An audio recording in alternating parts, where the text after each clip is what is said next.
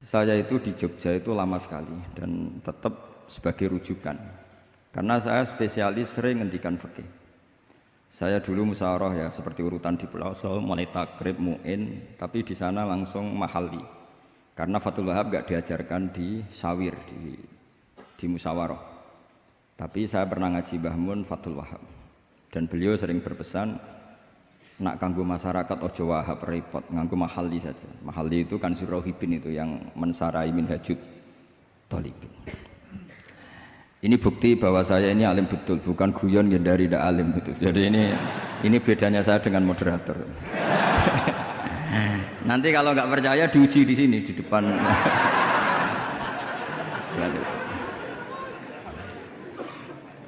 Saya ngaku alim itu bukan karena sombong, tapi keharusan. Karena begini ya, kalau kamu punya istri mau melahirkan, itu mesti nyari tulisan bidan. Barokahnya tulisan itu kamu tahu siapa bidan. Kalau kamu gigi sakit pasti cari tulisan dokter gigi. Sekarang kriminal kita adalah yang tahu Wahab tidak menulis ahli Fathul Wahab, ahli Fathul Qorib. Sehingga masyarakat itu susah nyari konsultan ahli fikih. Karena santri Pelosok tidak menulis di rumahnya ahli Fathul Wahab, ahli Fathul Qorib. Lo itu penting supaya orang tahu. Setidaknya kenapa nyuwun sewu banyak. Kalau saya boleh agak merovokasi, dan itu bagus, provokasi itu bagus kadang, tapi untuk kebaikan. Kenapa orang-orang lain itu menjadi rujukan? Karena mereka memaklumatkan diri, dengar gelar RC, MA, terus ahli fikih. Tapi kita yang ngaji Wahab, khatam, musyawarah khatam, nggak nulis di rumahnya ahli Fathul Wahab. Setidaknya Anda nulis, konsultan kalau ingin mondok ke Pelosok. Sehingga orang daerah kamu kalau mau mondok ke Pelosok, konsultasi ke kamu. Tapi kita terlalu adab. Padahal awalun nubuwah itu dimulai dari at-tahaddi. At-tahaddi memaklumatkan diri kalau beliau adalah seorang nabi. Jadi kalau kamu boyong harus memaklumatkan diri. Saya tidak bakul-bakul, saya ahli Fathul Wahab. Lah ini khataman Fathul Wahab cerita baku. Wah itu innalillah wa inna ilaihi raji'un. Ini harus gimana mau? Ya Anda harus tersiksa dengan keterwakilan oleh ini.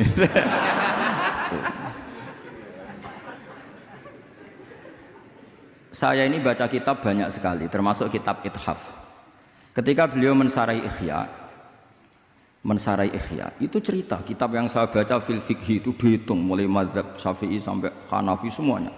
Saya baca kitab tasawuf ini. Jadi memaklumatkan diri. Awal dari nubuwah itu memaklumatkan diri. Sehingga orang gampang nyari. Kalau orang bisa nyari bidan, nyari dokter gigi karena tulisan. Kenapa orang kesulitan nyari ahli Fathul Qorib? Kalau kamu ahli konflik tulis saja, konsultan spesial cerai karena pengalaman pernah cerai, tulis saja. Kalau ahli jomblo tulis saja, ahli perjodohan. Supaya orang tahu keahlian kamu di mana. Saya di Jogja memaklumatkan diri, saya bisa baca Wahab, saya bisa baca Bukhari, saya bisa. Bukan dalam konteks sombong, karena kebutuhan umat yang ingin tatap bu'u asari Rasulullah, mencari-cari asari Rasulullah itu terpenuhi. Itu dengan ngaji orang yang ahli. Tunjukkan kalau baca kamu benar dan sebagai solusi umat. Umat ini punya problem banyak. Dan kamu mengajar dengan manhaj yang jadi solusi, yang jadi solutif, yang bisa jadi jalan keluar. Tapi kita enggak, santri itu banyak keluar dari pondok, tapi karena miskin, sudah dari mbahnya bapaknya memang sudah miskin ya. Terus atas nama humul, atas nama ikhlas, terus sering menyembunyikan diri. Menyembunyikan diri, pura-pura ada alim, memang sebetulnya ada alim juga kadang itu. Akhirnya terus orang sampai enggak tahu kalau itu alumni pondok. Tapi ketika ada orang konsultasi sama pihak lain, mereka tersinggung karena kok nggak ke dia? Mau ke dia gimana? Nggak ada tulisannya, nggak ada potongannya. Malah tadi cerita mbako segala itu kan apa ya? Nah, saya ingin kembali lagi. Saya punya teks hadis yang riwayatnya seperti ini. Mesti hadis itu misalnya dhaif, banyak aditnya, banyak penguatnya.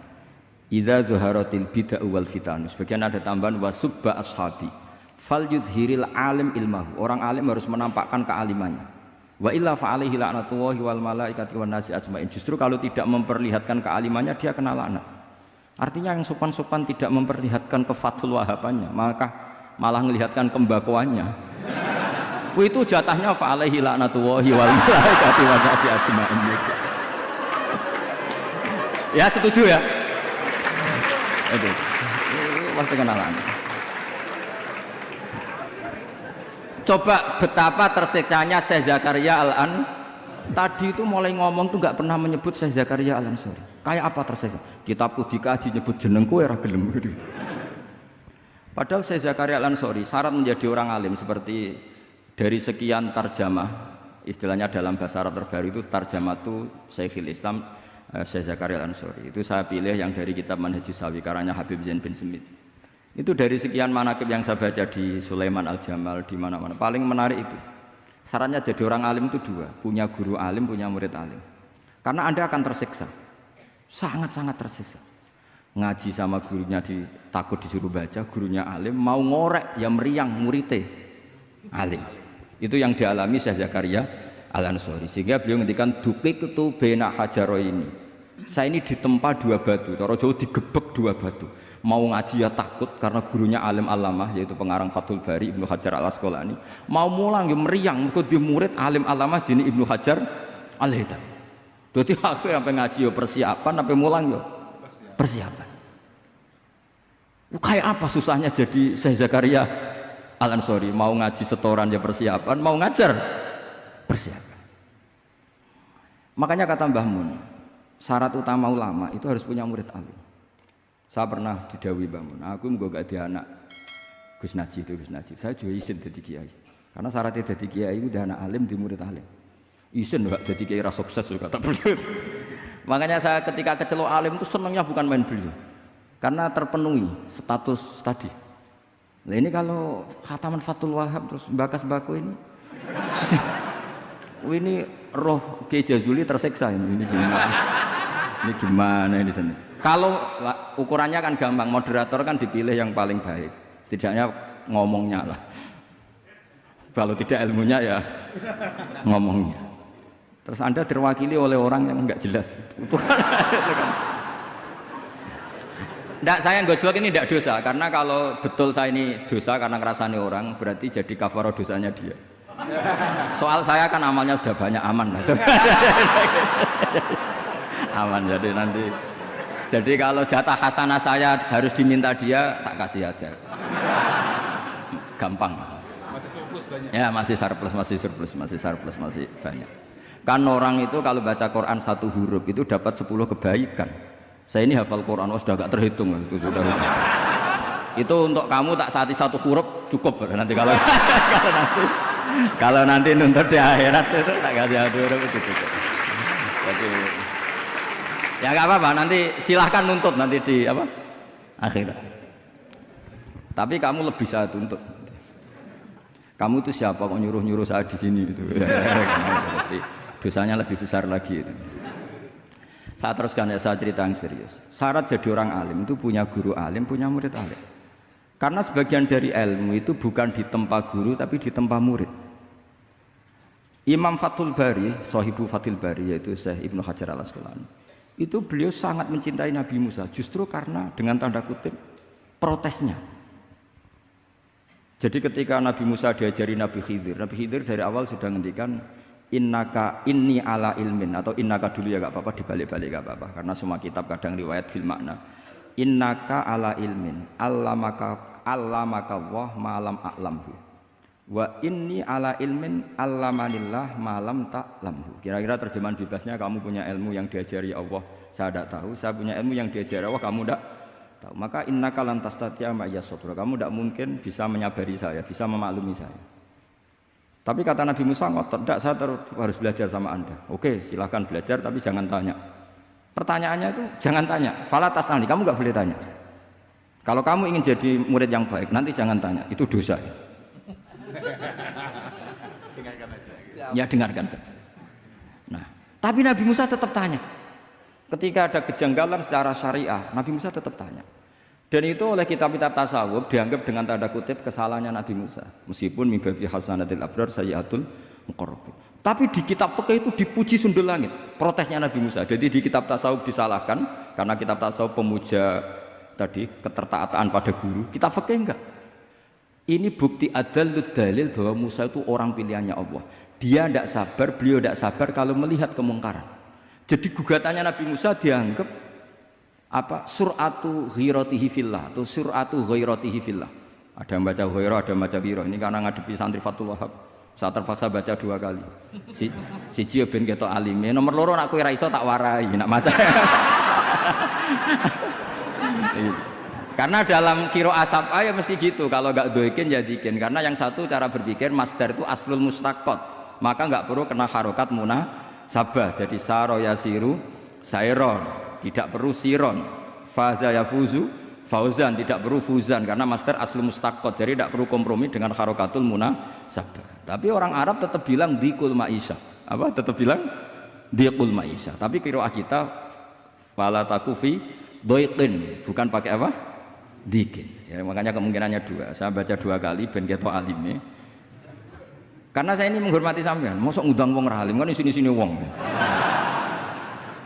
Nomor 2 anak kowe ra iso tak warai. Kalau bacanya itu 2. Jadi andai kan saya ngajar di pondok pelosok saya baca mesti 2 kali. Wayah sibu zaitun kada. Wayah sabu zaitun kada. Karena dalam qiraat sab'ah ada yang baca yahsibu, qiraat kita baca yahsabu. Tapi guru-guru kita kalau ngajar fikih itu bacanya yahsibu. Tapi kalau baca Quran, yahsabu. Ya kan Quran kita kan ayah sabu Allah yaqdiru alaihi ahad, bukan dibaca ayah sibu. Saya teruskan. Jadi syarat jadi orang alim itu harus punya guru alim dan murid alim. Imam Fathul Bari ketika menganalisis Nabi Musa itu beliau memuja Nabi Musa. Ini bukti ghirahnya Nabi Musa yang luar biasa. Beliau paling tersinggung kalau untuhikat hurumatullah. Orang sudah ditolong kok gak matur nuwun malah merusak perahunya. Jadi itu secara syariat itu mungkar. Kalau mungkar ya harus diprotes. Artinya itu sifatu madkhin. Protesnya Nabi Musa itu sifatu madkhin, bukan sifatu dhammin. Itu Ibnu Hajar al-Asqalani, gurunya Syekh Zakaria Ansari. Ketika orang tasawuf nganggep yang dilakukan Musa itu agak-agak mazmum karena protes sama guru. Pertanyaan saya ke anak-anak Fathul Wahab, kamu milih siapa? Milih partainya Ibnu Hajar al-Asqalani apa milih partainya orang tasawuf? Selama ini roh potongan ini sampean milih sing tasawuf. Karena sampean dengan ilmu pas-pasan ini nggak suka kalau ada murid tanya. Mboten ngaku mawon.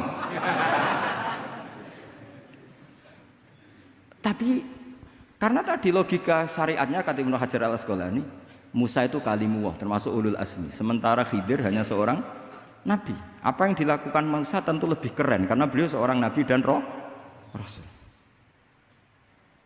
Jadi jangan kira terus di situ merupakan mangkobah, satu derajat yang luar biasa bagi Nabi Khidir mengalahkan Musa itu enggak. Tapi ini juga mangkobah bagi Musa, betapa enggak sabarnya beliau ketika untuhikat hurumatullah. Dan itu Ibnu Hajar al-Asqalani dalam bingkai itu. Jadi beliau itu sangat ringan sekali. Artinya gini, kita bahas Zakaria al-Ansori nggak bisa tambah bakas gurunya, yaitu Ibnu Hajar al-Asqalani. Nanti sama bakas muridnya. Yang mulai bakas muridnya itu kamu harus siap-siap. Karena kiai-kiai di pelosok itu alim alama. Masalahnya nanti pasti di muridnya. Saya Zakaria al-Ansori aman karena punya murid Ibnu Hajar Al-Haytami. Ibnu Hajar Al-Haytami aman karena punya murid Zainuddin Al-Mali Bari yang ngarang ya, mulai jenengan ini. Jadi masalah bukan pada gurunya tapi pada siapa? Muridnya. Terus Ibnu Hajar Al-Asqalani itu orang yang luar biasa. Saya pengagum beliau karena saya kalau baca Bukhari pakai pertolongan sarah beliau yaitu Fathul Bari. Itu beliau kalau protes sukanya memang protes. Beliau itu nakot itu ahli kritik, ahli protes. Beliau termasuk sering ngeritik Imam Nawawi, ngeritik orang-orang sebelumnya. Tapi ya dalam konteks kebaikan. Imam Nawawi itu punya sarah namanya Sarhu Muslim Lin Nawawi. Terus beliau punya kitab fikih Minhajut Thalibin yang disadur oleh Syekh Zakaria dari Manhajut Tulab. Yang satu pakai Minhajut Thalibin jamak mudzakkar salim, yang satu pakai Manhajut Tulab pakai jamak taksir. Kitab Minhajut Thalibin sendiri dari kitab Muharrar karangan Imam Rafi'i. Terpaut sekitar 3 orang sampai ke Imam Rafi'i dari Imam Nawawi. Imam Rafi'i ngarang itu dari Al-Wasid, Al-Basid dan Al-Wajiz karangan Imam Ghazali. Dan itu saya punya. Kitab indukannya Imam Ghazali Nihayatul Matlab fi Dirayatil Mazhab saya juga punya karangannya Imam siapa? Haromen. Terus sampai Mukhtasarul Muzani. Saya tadi sempat bawa kitab Mukhtasarul Muzani. Bareng ngerti ini kok jadi pengajian umum lemes. Waduh, mau nyalahkan Gus Kausar Mbah nggak berani. Tapi saya tadi matur sama Gus Kevin, Gus ini kok jadi pengajian umum, nggak tahu. Sebenarnya saya ingin anak Wahab saja, terus tak marahin terus pulang. Tapi ini di depan orang banyak, kalau marahin kan nggak baik ya sudah saya tak rileks saja. Tak ceritakan bukti keseriusan fikih itu dikarang. Misalnya begini, ini contoh Zakaria Al-Ansori, saya Zakaria Al-Ansori ketika dengan tanda kutip sering bilang wa takbiri bidzalik aula min takbiril asli kadan atau a'ammu min takbiril asli kadan. Kenapa ada gugatan takbir?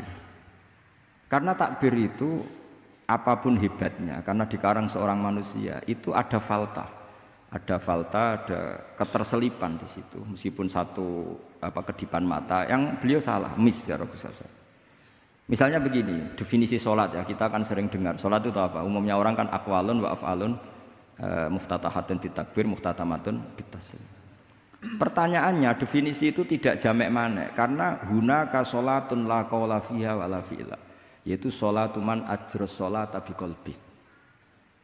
Kalau sholat itu adalah harus ada akwal, yaitu kayak baca Fatihah dan syahadat di tasahud sani, harus detail, sama nggak boleh nyontohkan kayak tasahud di tahiyat ula, itu kan hukumnya sunat. Kalau kamu nggak bakul-bakul harus tahu kayak tasahud di tahiyat saniyah, atau karena yang tasahud awal sunat. Ada akwal kayak Fatihah tasahud fit tahiyatis saniyah. Terus ada af'al. Tapi pertanyaannya, hunaka sholatun la qawla fiha wa la fi'la, yaitu sholatu man ajra sholata biqalbi.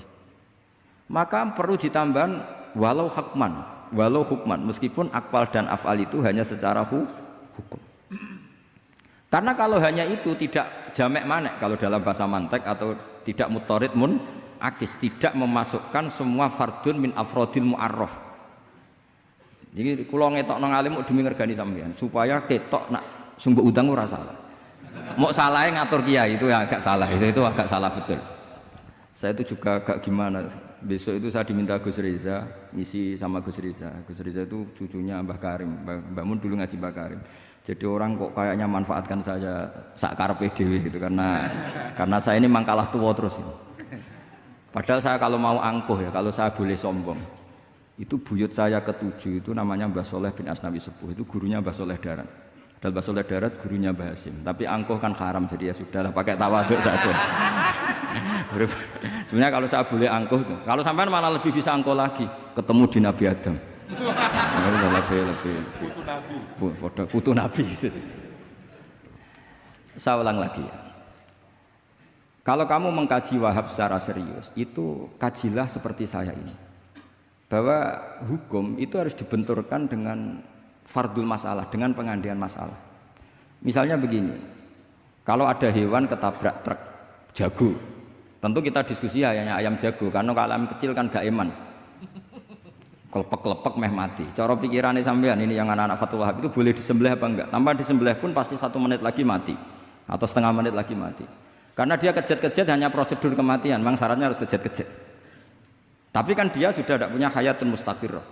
Kalau kamu pas musyawarah Fathul Wahab itu disembelih halal apa haram? Tidak, sampean jawab saja, enggak usah sungkan Gus, enggak usah jawab saja. Ini ada Gus Makmur, ada Gus Wahid. Halal apa haram?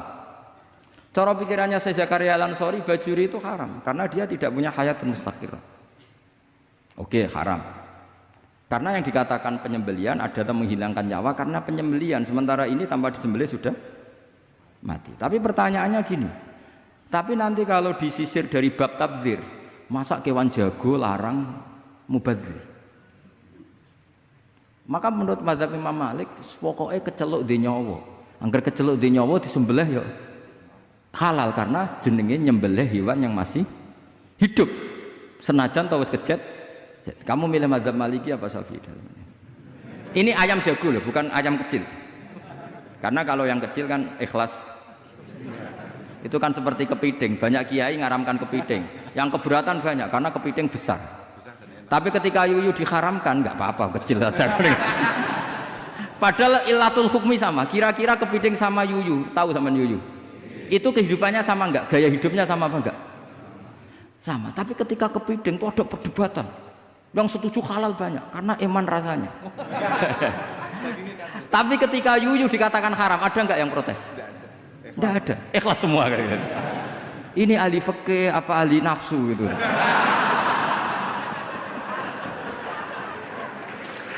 Jadi apa debat itu akhirnya nggak mutu kan?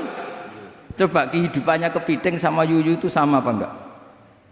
Sama. Kenapa kepiting mukhtalaf alaih kalau yang yuyu hampir semua kiai meyakini haram?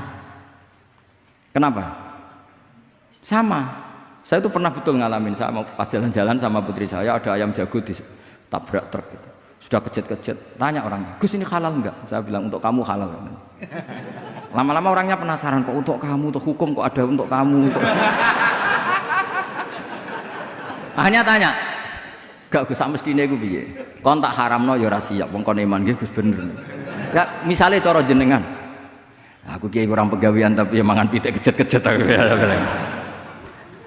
Tapi ini logika ya, logika yang dibangun fikih. Fikih itu kalau bangun kaidahnya gampang. Fikih itu gampang sekali karena sesuai fitrah manusia. Misalnya fikih itu kadang saya baca itu ya tertawa. Coba orang wajib mandi karena keluar mani. Ya sudah keluar mani wajib mandi. Sebetulnya keluar anak itu tidak ada hadisnya, nggak ada dalilnya. Tapi wajib mandi orang nifas itu karena mengeluarkan anak. Itu orang-orang fikih yang masih asli itu kalau bilang ya li anal walada maniyun munakidun. Ya kadang-kadang sembrono. Ya enteng saja. Mbah jenengan tak nonton tenan kok ngendikane gitu. Li anal walada maniyun munakidun. Jadi sampean itu ya maniyun munakidun. Jadi khurujul mani itu ya punya far'ul hukmi yaitu khurujul walad. Sama-sama yujibul ghusla. Karena sama-sama apa? Maniyun batin mbah tak nut-nut tenan kok terus ini ajak guyon apa piye gitu. Dan ulama itu memang rileks. Ketika Syekh Zakaria Al-Ansari membela mazhab Syafi'i yaitu dalam konteks tahur.